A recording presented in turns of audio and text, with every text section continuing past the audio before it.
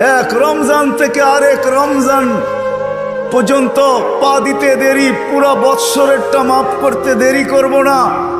আল্লাহকে যদি বলি তারপরেও যদি কিছু থেকে যায়, তুই মনে হয় ভালো মতে দেখিসই নাই, রহমতের পরেরটাই তো মাগফিরাত 10 দিন, ওটায় পুরা মাপ, কিছু থাকতেই দিব না।